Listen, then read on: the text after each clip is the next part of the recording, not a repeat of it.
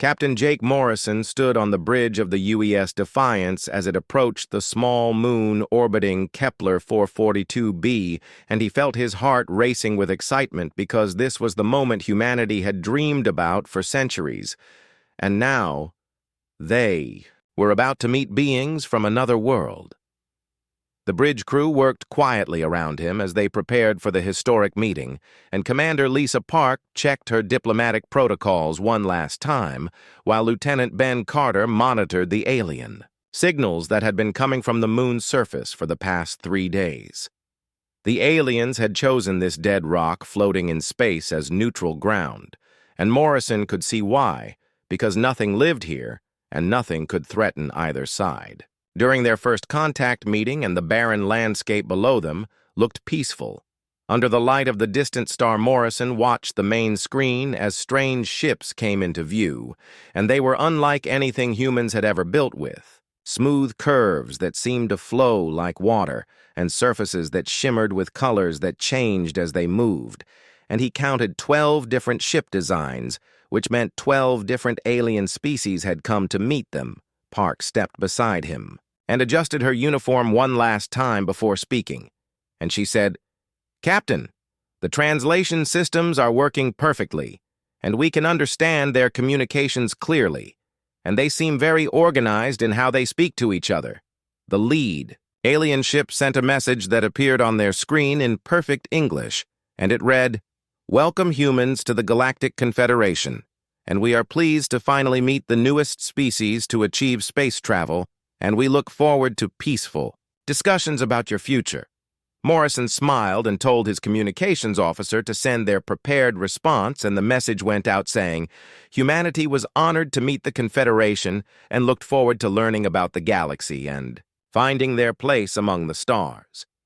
Within minutes, an alien shuttle approached the Defiance, and Morrison gathered his diplomatic team, including Park and 3 other officers, and they made their way to the docking bay where they would meet beings from another world for the first time in human history. The shuttle that docked with their ship was beautiful and seemed to be made from some kind of crystal that glowed with soft blue light, and when the airlock opened, Morrison saw his first alien. And it was tall and thin, with skin that looked like living glass, and eyes that sparkled like diamonds. Behind the crystal being came others, and Morrison counted representatives from what looked like 6 different species, including insect-like creatures, with multiple arms and beings that seemed to be made of flowing energy, held in humanoid shapes. The crystal being spoke, and its voice sounded like wind chimes in a gentle breeze, and it said, "I am Speaker Zenth of the Zephyrian people, and I represent the Confederation in these first talks with humanity, and we welcome you to the Greater Galaxy." Park stepped forward and introduced herself and the human team, and she explained that Earth was excited to learn about other civilizations and hoped to build friendships that would last for generations. The aliens led the humans through their shuttle to a larger ship that served as a meeting place, and the inside was filled with amazing technology that Morrison could barely understand, and screens showed images of worlds beyond imagination. For several hours, the meeting went well, and the aliens explained how the Confederation worked and how they maintained peace across thousands of worlds, and they told stories of species that had joined them and found prosperity and happiness.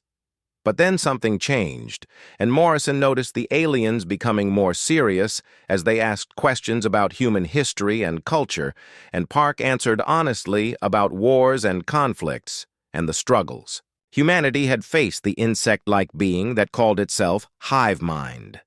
Vex began accessing human data transmissions that their ships had intercepted, and Morrison watched as images of human wars appeared on the screens around them. The aliens saw battlefields and weapons and soldiers fighting and dying, and they watched footage of cities burning and people fleeing and armies clashing across continents, and their expressions changed from curiosity to something that looked like horror. Speaker Zenth spoke again, but now its voice was cold and sharp like breaking glass, and it said, "We have reviewed your species' history, and we find disturbing patterns of violence and aggression, that are unacceptable in civilized space park, tried to explain that humanity had grown beyond most of its violent past, and that they came in peace seeking friendship and knowledge. But the aliens did not seem convinced. Another alien that looked like it was made of metal and circuits stepped forward and said, in a voice like grinding gears, that every species in the Confederation has evolved past the need for violence and war, and they have accepted genetic modifications that remove aggressive tendencies from their nature. Morrison felt a chill run down his spine as he realized where this conversation was leading, and he watched as the aliens exchanged looks that seemed to communicate without words. Speaker Zenth announced that humanity would be required to submit to complete genetic modification, to remove their capacity for violence and aggression, and only then could they join the Confederation as a peaceful species. Park immediately refused and explained that humanity valued their freedom to choose their own path and would not accept forced changes to their nature. The aliens seemed shocked that anyone would refuse their offer, and Hive Mind Vex stated that species who refused integration were considered threats to galactic peace and stability. Morrison stepped forward and said that humans came seeking friendship, not submission, and that they would return to Earth to discuss the situation with their government. But Speaker Zenth shook its crystalline head and announced that the humans would remain as guests while the Confederation decided how to handle this unprecedented situation. Suddenly, the meeting room filled with alien guards, and Morrison realized they were now prisoners, and he watched as his officers were separated and led away to different parts of the ship. The last thing Morrison heard before being taken to a cell was Speaker Zenth telling another alien to begin preparations for immediate action against the human homeworld, because a violent species could not be allowed to spread across the galaxy. Admiral Ryan Carter stood in the command center deep beneath the Rocky Mountains and stared at the last transmission from the UES Defiance, which had arrived 3 days ago and contained nothing but static and interference after Captain Morrison reported successful contact with alien forces. The silence from the Defiance worried Carter more than any emergency signal could have, because Morrison was one of their best captains and would never break communication protocol unless something terrible had happened. President Maria Santos paced behind him as she read reports from observatories around the world that had detected massive energy signatures moving toward Earth from the direction of Kepler 442b, and the readings showed at least 10,000 ships approaching at incredible speed. Carter turned to face the president and saw the weight of impossible decisions written across her face as she realized that humanity faced its first interstellar war before they even knew such things were possible. Dr. Alex Turner rushed into the command center carrying data tablets and breathing hard from running through the underground corridors, and he announced that he had finished analyzing the alien transmission data that Morrison had sent before contact was lost. Turner activated the main display screen and showed images of 12 different alien species along with technical data about their ships and weapons, and he explained that every species appeared to be part of something called the Galactic Confederation. The doctor pointed to genetic analysis charts and said something incredible about every alien species they had detected, and he explained that each species showed signs of deliberate genetic modification that had removed natural aggressive behaviors and survival instincts. Santos asked what that meant for humanity, and Turner replied that these aliens had essentially bred the warrior spirit out of themselves over many generations, and they no longer understood how to fight desperate battles or think outside predetermined tactical patterns. Carter studied the alien ship designs and noticed they were built for overwhelming force rather than tactical flexibility, and he realized these beings were used to winning through superior numbers and technology rather than cunning and adaptation. Commander Nathan Price entered the briefing room and reported that Earth's defense fleet was in a state of readiness, but their 200 ships were no match for The approaching alien force in terms of numbers or technology price had been studying human military history for weeks since the first alien contact, and he believed humanity's best advantage would be unpredictability and willingness to take risks. That logical minds would consider suicidal, Santos asked how much time they had before the aliens arrived, and Carter checked the latest sensor readings before answering that the enemy fleet would reach Earth in approximately 6 months if they maintained current speed. The president called an emergency session of the United Earth Government, and within hours representatives from every nation gathered in the secure facility to hear about the approaching threat. Dr. Turner presented his findings to the assembled leaders and explained that humanity faced an enemy that had forgotten how to fight a truly desperate war because they had modified themselves to be incapable of the kind of chaotic thinking that made humans dangerous. General Susan Hayes asked what advantages humans might have against such an overwhelming force, and Turner replied that their analysis showed the aliens fought using calculated algorithms and predetermined battle strategies that assumed logical responses from their enemies. Price stood up and addressed the assembly, and he explained that human military history was filled with examples of smaller forces defeating larger ones through unexpected tactics and refusal to surrender when defeat seemed certain. He reminded them of battles like Thermopylae and the Warsaw Uprising and Stalingrad, where humans had held impossible positions through sheer determination and willingness to sacrifice everything for their beliefs. Santos asked what kind of resistance they could mount against an enemy with such superior technology, and Carter replied that they would need to rely on human creativity and adaptability rather than trying to match alien firepower.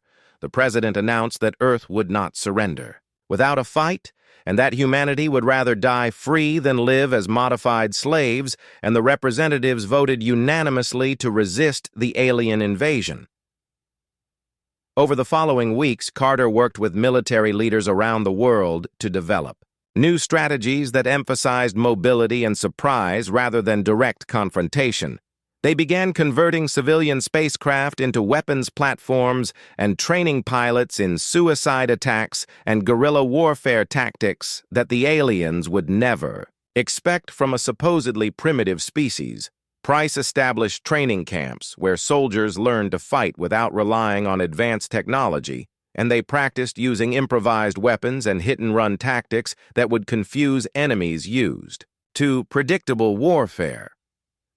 Meanwhile, Turner continued studying alien psychology, and he discovered that the Confederation species had not fought a real war in over 1,000 years because every species they encountered had submitted after seeing their overwhelming force. The doctor realized that the aliens expected humanity to surrender after a brief show of resistance, and they had no experience dealing with an enemy that would continue fighting even when victory was impossible.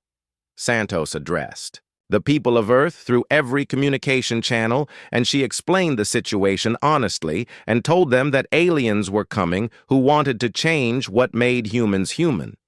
She said that humanity faced the choice between freedom and slavery, and that they would fight to preserve their right to remain themselves regardless of the cost. Cities around the world began preparing for siege warfare, and civilians volunteered for resistance training, and children learned to hide messages and supplies for the underground networks that would continue fighting, even if governments fell.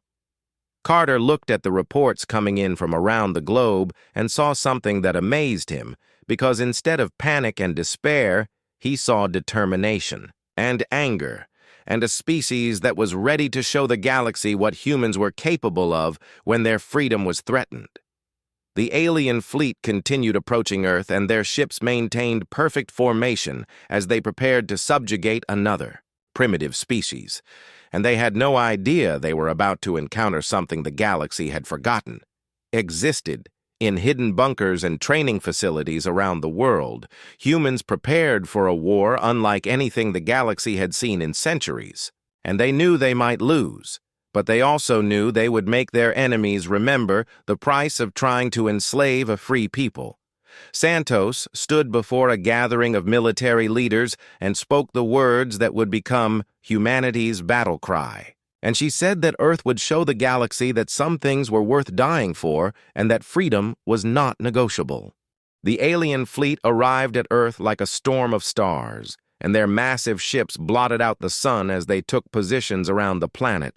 And War Master Zix of the Vex Collective stood aboard the flagship studying the blue world that would soon learn the price of defying the Confederation. Admiral Carter watched the enemy formation from his command bunker and counted over 10,000 ships of various sizes and designs. And he knew that humanity was about to face the most one-sided battle in military history. The aliens sent a final message to Earth demanding immediate surrender and genetic modification of all humans, and President Santos responded with a single word that echoed across every communication channel, and she said never. Within minutes the bombardment began, and alien plasma beams struck major cities around the world, and New York burned under green fire, while London disappeared behind walls of energy, and Tokyo became a crater that glowed with alien weapons. But the humans had prepared for this moment, and most government leaders and military commanders were already deep underground, while civilian populations had evacuated to prepared shelters and hidden facilities. Captain Rebecca Stone led the remnants of Earth's space fleet in a desperate charge against the alien formation, and her ships were outnumbered 50-1. But they fought with a fury that surprised the enemy commanders. Stone's flagship, the UES Valiant, dove between alien dreadnoughts and fired nuclear missiles at point-blank range before spinning away through debris fields that would have destroyed any normal pilot. The alien ships responded with calculated precision, but Stone and her pilots flew like madmen and used asteroids for cover, and performed maneuvers that violated every rule of safe space. Flight War Master Zix watched the human attacks with confusion, because the enemy pilots were deliberately putting themselves in impossible situations and sacrificing their ships to destroy targets of minimal strategic value. The humans were not fighting to win, but to inflict maximum damage regardless of their own survival, and this kind of warfare was something the Confederation had never encountered on Earth's surface kernel. Sam Murphy organized resistance cells in the occupied territories, and he discovered that the aliens expected humans to behave like every other conquered species they had encountered, but instead of submitting after the initial defeat, humans began sabotaging alien supply depots and attacking isolated patrols and turning everyday objects into weapons against their occupiers. Murphy watched as farmers used their knowledge of local terrain to set traps for alien forces and teachers organized communication networks that passed information through children who were ignored by the invaders. The aliens had protocols for dealing with organized military resistance, but they had no experience with an entire population that refused to accept defeat. In the ruins of Chicago, a group of civilians led by mechanic Tony Garcia discovered that alien personal shields could be disrupted by electromagnetic pulses generated from modified car batteries. Garcia and his team began hunting alien patrols with improvised weapons, and they learned to disappear into the rubble before enemy reinforcements could arrive. The alien forces found themselves fighting shadows and ghosts who struck without warning and vanished before they could respond, and War Master Zix received reports of similar attacks from every occupied zone.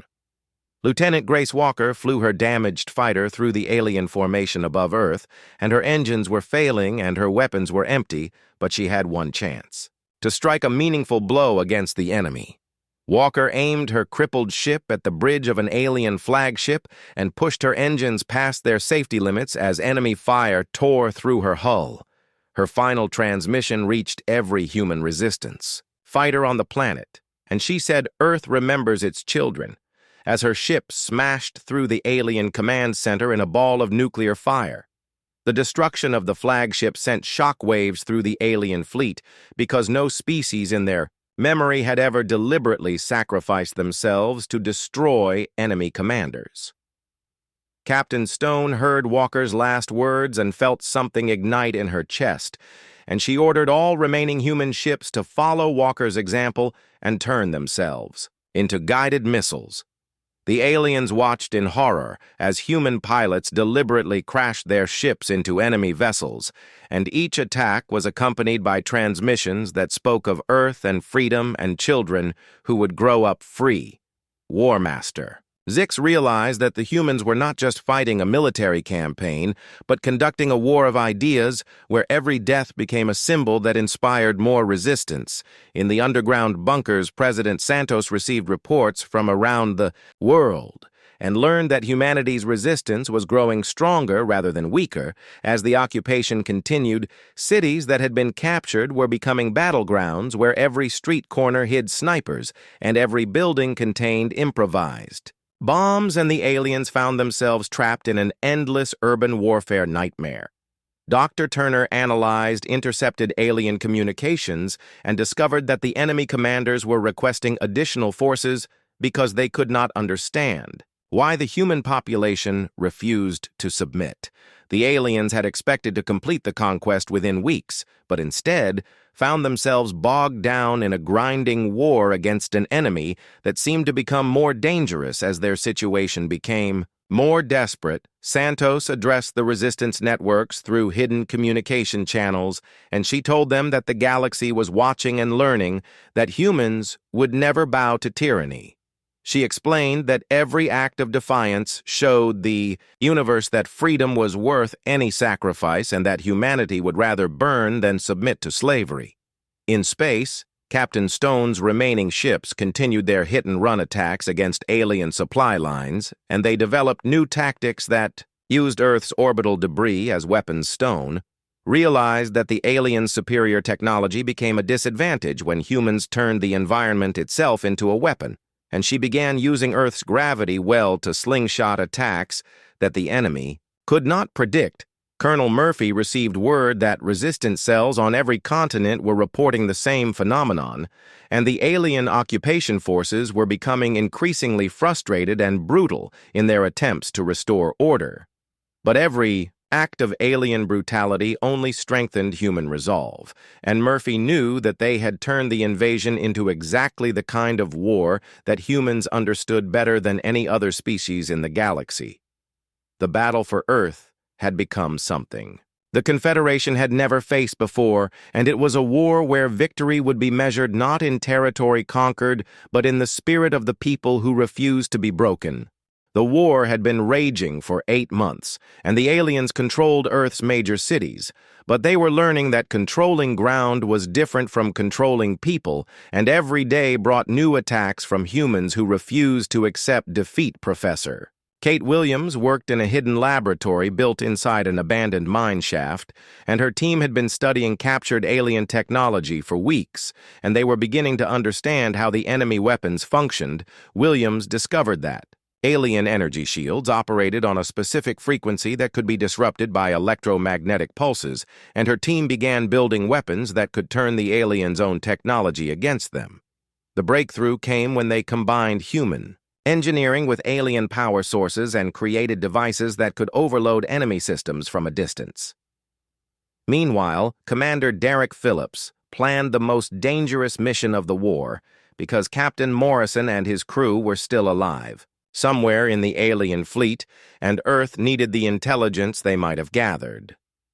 Phillips assembled a team of volunteers for what everyone knew was likely a suicide mission to rescue the prisoners from an alien ship that was heavily guarded and surrounded by enemy forces. Using a captured alien shuttle that Williams's team had modified, Phillips and 12 other humans approached the prison ship disguised as a supply convoy. The mission required them to act like the peaceful species that the aliens expected to encounter, and Phillips had studied alien behavior patterns to learn how to deceive their guards. When they reached the prison ship, Phillips discovered that Morrison and his crew had not been idle during their captivity, and they had been observing alien operations and learning about enemy weaknesses. Morrison explained in whispers that the alien fleet used a hive-mind communication system that coordinated all their operations, and if that system could be disrupted, their organized tactics would collapse into chaos. The rescue team fought their way off the prison ship with Morrison and his crew, and they learned that the aliens were completely unprepared for the kind of close-quarters combat that humans excelled. During the escape, Morrison shared the most important intelligence of the war, and he explained that the alien communication network had a central hub that processed all fleet coordination signals back on Earth. Dr. Helen Price had been captured during the fall of Geneva, but instead of breaking under interrogation, she began studying her alien captors and learning about their psychology. Price discovered that many of the younger aliens had never seen real warfare before, and they were disturbed by the violence and chaos that humans brought to every battle. She began talking to a young Zephyrian engineer named Keth, who maintained the prison facilities, and Price slowly convinced him that the Confederation's forced pacification of species was itself a form of violence. Keth began to question everything he had been taught about the righteousness of the Confederation's mission, and he started providing Price with information about alien operations. Meanwhile, on every continent, human resistance fighters were developing new tactics that exploited the aliens' inability to understand desperate warfare. In the ruins of Moscow, engineer Boris Petrov discovered that alien armor could be penetrated by weapons as simple as sharpened steel rods fired from improvised railguns.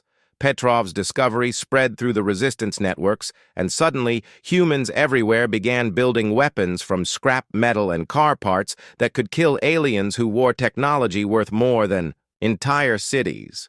The psychological impact on the alien forces became obvious as their casualty reports showed something unprecedented in Confederation history, and they were losing soldiers to an enemy they had expected to crush effortlessly, War Master. Zix received reports that human prisoners were actually converting some alien guards to their cause, and this was something that had never happened in the 1,000-year history of the Confederation.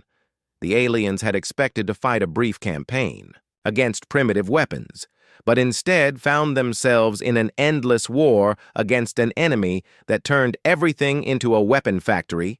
Workers in occupied Detroit discovered that they could sabotage alien equipment by introducing microscopic flaws that would cause catastrophic failures weeks later. The sabotage campaign spread to every occupied territory, and alien commanders began receiving reports of equipment failures that made no logical sense according to their technical specifications. Captain Stone's space forces had grown from the survivors of Earth's original fleet plus civilian volunteers who had modified everything from cargo haulers to luxury yachts into fighting ships. Stone realized that the aliens' technological superiority became meaningless when humans refused to fight by the rules that the technology was designed for. Her pilots began using tactics that the aliens could not predict because they violated every principle of safe spaceflight and logical military. Doctrine Stone's forces would hide inside asteroid fields and use the rocks themselves as weapons, or they would deliberately fly through dangerous radiation zones that alien sensors avoided. The resistance networks reported that alien forces were requesting more reinforcements, even though they already outnumbered humans by impossible odds. Dr. Turner analyzed the intercepted alien communications and realized that the enemy was facing something they had no training or experience to handle. The aliens had spent centuries conquering species that surrendered after token resistance. But humans were teaching them that some enemies become more dangerous when they have nothing left to lose. President Santos broadcasted a message to the resistance cells around the world, and she announced that humanity was winning a victory that could not be measured in territory or casualties.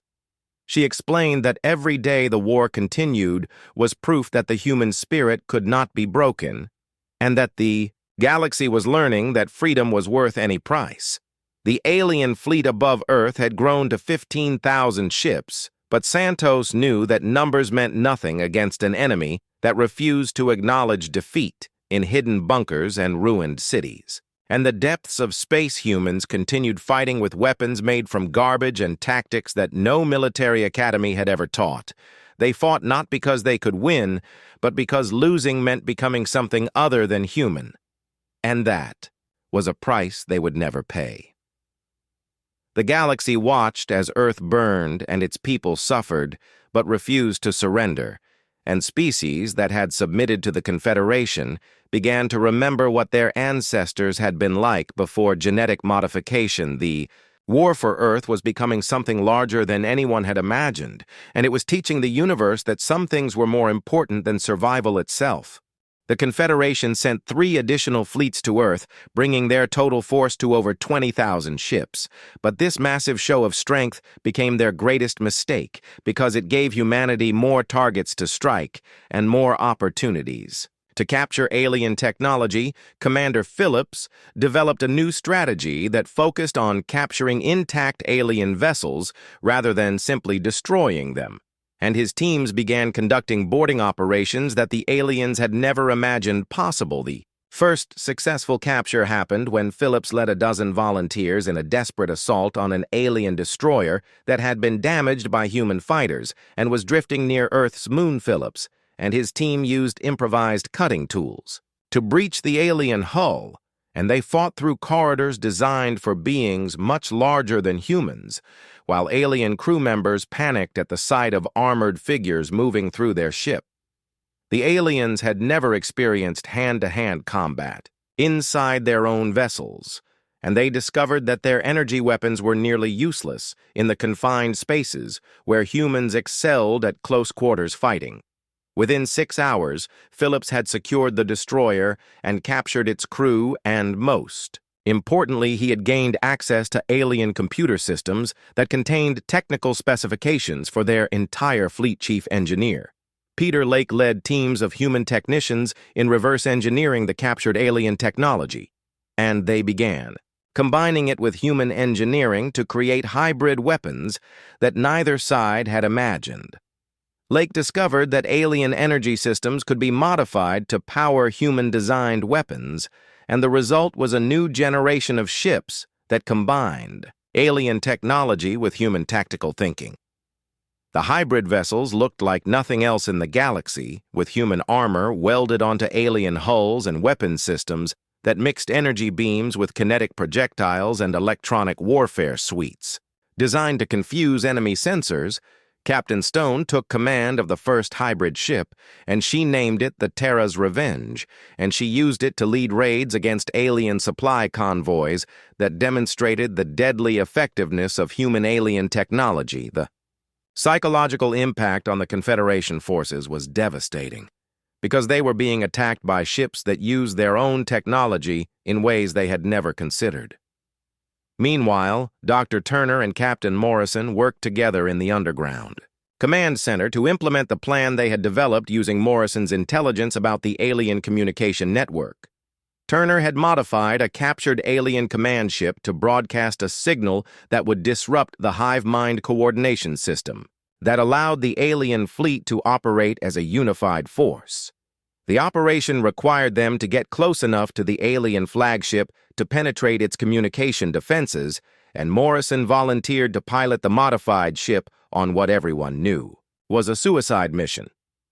But Morrison had learned something about aliens during his captivity, and he knew they would not expect a prisoner they had released in a prisoner exchange to be carrying a weapon that could destroy their entire fleet coordination. The signal disruption worked beyond their wildest hopes, and across the entire alien fleet, ships suddenly found themselves operating independently without the collective intelligence that had made them superior to human forces. Alien commanders who had never made tactical decisions without consulting, the hive mind found themselves paralyzed by the need to think for themselves.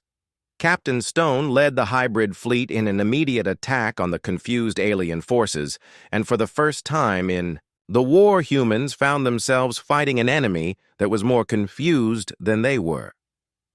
The battle above Earth became a chaotic melee where individual ship commanders made their own decisions, and the aliens discovered they had no experience with the kind of improvised warfare that humans had been practicing for months. While the space battle raged, President Santos authorized the broadcast of a message to every inhabited world in the galaxy, and the transmission carried the story of Earth's resistance and proof that the Confederation could be defeated.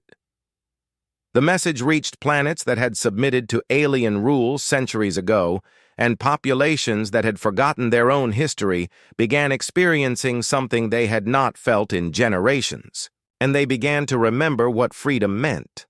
On the Zephyrian homeworld, protests erupted as citizens demanded to know why their government was trying to destroy a species that only wanted to remain free. The insectoid Vex Collective faced internal rebellion as individual drones began questioning the hive mind decisions for the first time in their recorded history.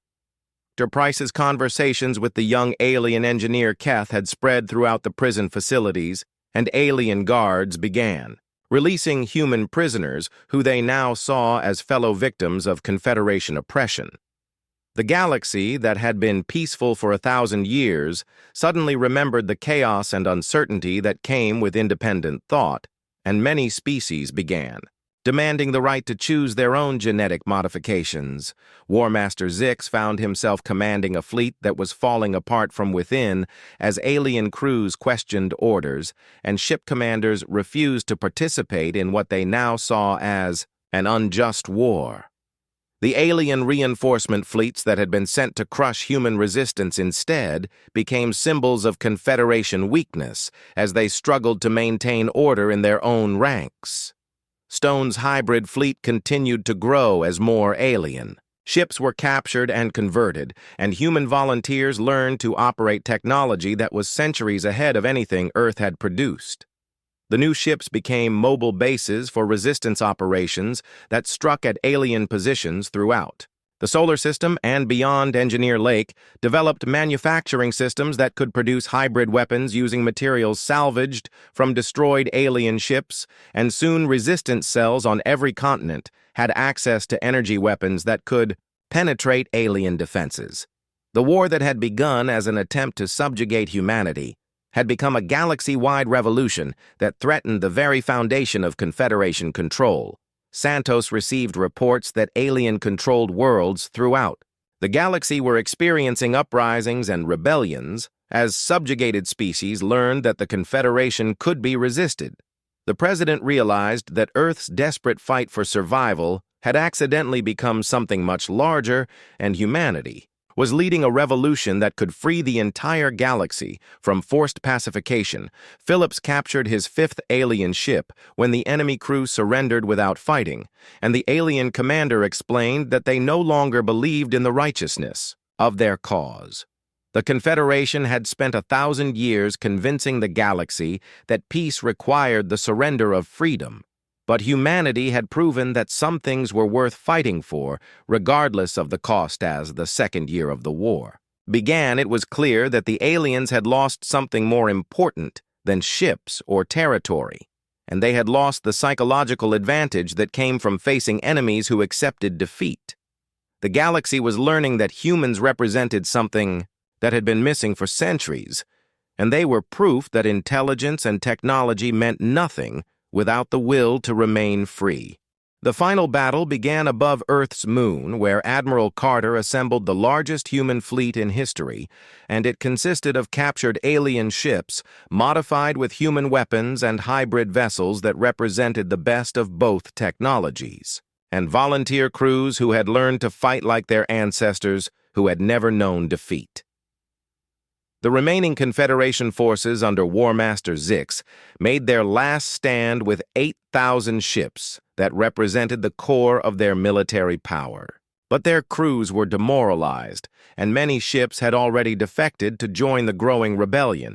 Captain Morrison commanded the captured alien dreadnought that his crew had renamed Terra's Vengeance, and the massive ship bristled with weapons that combined human ingenuity with alien power systems. Morrison knew this would be his final battle, because the ship's power core had been damaged during its capture, and it would explode if pushed beyond its safety limits.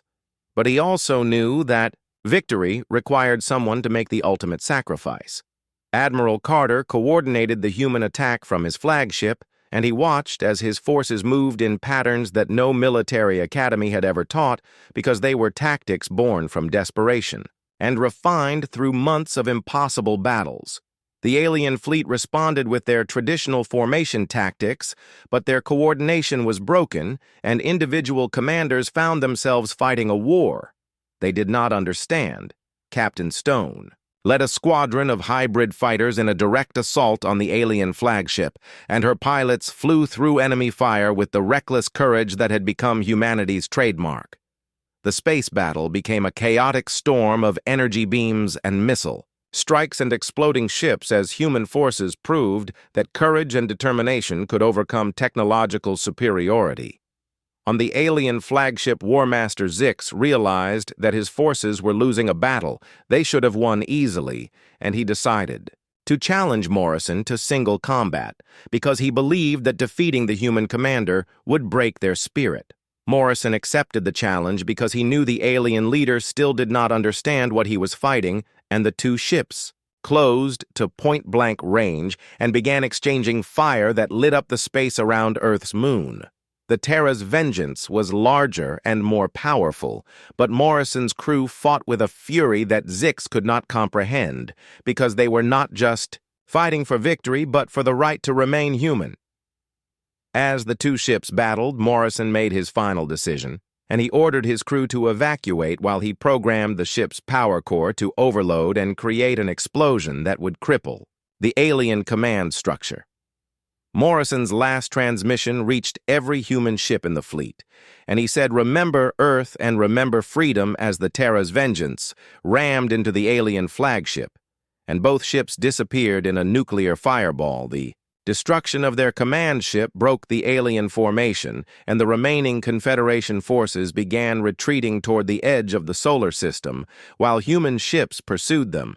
Admiral Carter received surrender offers from dozens of alien ships whose crews no longer wanted to fight a war they could not win.